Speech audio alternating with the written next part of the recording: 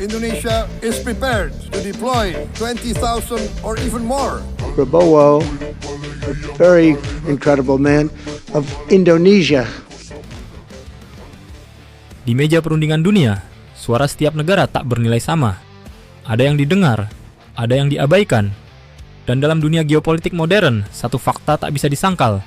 Kata-kata diplomasi hanya akan benar-benar bernilai jika berdiri di atas kekuatan yang nyata. Ketika Presiden Prabowo Subianto memerintahkan TNI untuk menyiapkan pasukan jika hasil KTT perdamaian Gaza di Mesir menyetujui pengiriman pasukan perdamaian, dunia kembali menoleh ke Jakarta.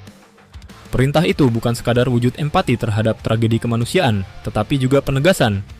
Indonesia kini siap memainkan peran besar di panggung global, bukan hanya lewat kata, tapi lewat kemampuan.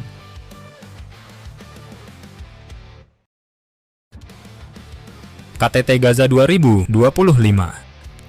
KTT Gaza 2025 di Mesir menjadi salah satu forum internasional paling krusial tahun ini. Negara-negara dunia membahas gencatan senjata, rekonstruksi, dan pengiriman pasukan perdamaian untuk menjaga stabilitas di Gaza pasca perang. Ketika Presiden Prabowo berbicara tentang kesiapan TNI mengirim 20.000 pasukan perdamaian ke Gaza pada pidatonya di PBB, itu bukan basa-basi, itu sinyal strategis bahwa Indonesia siap menjadi bagian dari solusi, bukan sekadar pengamat dari kejauhan. Sebuah langkah yang mengingatkan dunia, bangsa yang besar adalah bangsa yang tidak diam saat kemanusiaan dipertaruhkan.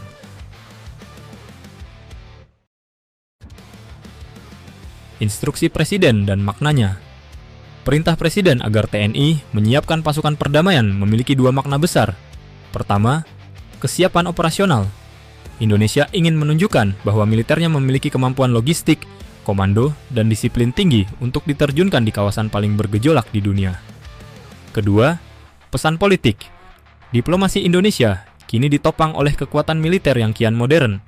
Selama puluhan tahun, peran Indonesia dalam perdamaian dunia selalu ada.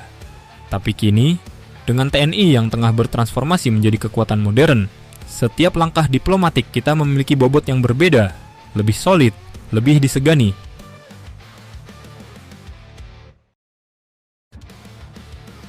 Modernisasi TNI dan efek diplomasi. Dalam beberapa tahun terakhir, Indonesia mempercepat modernisasi militernya. Dari jet tempur Rafale, fregat Brawijaya, kapal selam Skorpen, drone Anka hingga rudal taktis Khan, dan penguatan pasukan siber dan pertahanan udara. Langkah ini bukan sekadar perlombaan senjata, tapi investasi strategis untuk kedaulatan dan posisi diplomasi kita. Memang benar, Indonesia baru melangkah awal dalam proses panjang menuju kekuatan besar. Kita belum sekuat negara adidaya, dan pekerjaan rumah kita masih banyak. Namun arah kita sudah benar, sunyi, senyap, tapi pasti. Datang satu persatu alutsista berdaya gentar tinggi, mengubah wajah TNI menjadi tangkas, dari defensif menjadi berdaulat, dan hasilnya mulai terasa. Diplomasi Indonesia mulai didengar. Kita sering tampil dalam forum perdamaian, bahkan TNI beberapa kali diundang untuk ikut parade kehormatan di negara sahabat, sebuah bentuk penghargaan yang jarang diberikan kepada negara lain di kawasan ini. Semua itu membuktikan satu hal, jika kita kuat, yang lain akan segan dan menghormati. Namun jika kita lemah, selamanya kita akan dipandang sebelah mata.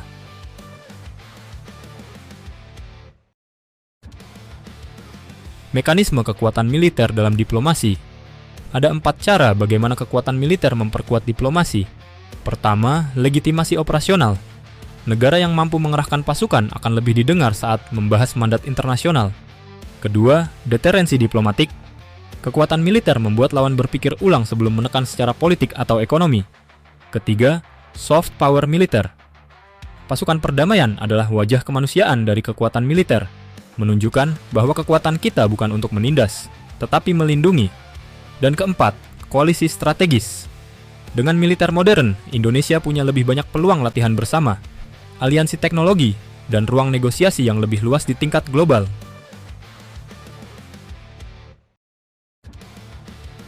Belajar dari Amerika. Amerika Serikat dijuluki admin bumi bukan tanpa alasan. Kekuatan ekonomi, politik, dan diplomasi mereka ditopang oleh militer yang hampir mustahil dikalahkan. Dengan lebih dari 700 pangkalan militer di luar negeri, Amerika Serikat menegakkan pengaruhnya di seluruh penjuru dunia. Artinya jelas, kekuatan militer adalah fondasi bagi diplomasi global. Ketika Indonesia memperkuat militernya, itu bukan untuk meniru hegemoni, tapi untuk menegakkan kemandirian agar suara kita di dunia tak bisa diabaikan.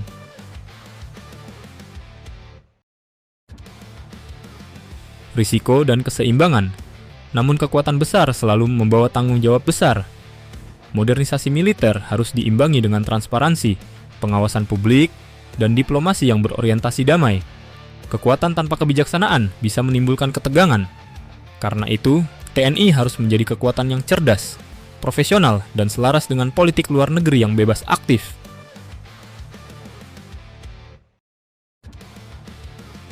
Indonesia sebagai penengah dunia. Sebagai negara non-blok, Indonesia punya posisi unik. Tidak terikat fakta militer manapun, tapi disegani oleh banyak pihak. Inilah keunggulan kita, bisa menjadi jembatan di tengah pertentangan timur dan barat, utara dan selatan. Dan kini, dengan militer yang makin modern, peran itu bukan lagi simbolis tapi strategis. Ketika dunia membutuhkan pihak yang netral namun kuat, Indonesia bisa berdiri di tengah, menawarkan solusi, bukan tekanan. Inilah esensi diplomasi berdaulat. Punya hati yang damai, tapi tangan yang siap menjaga perdamaian.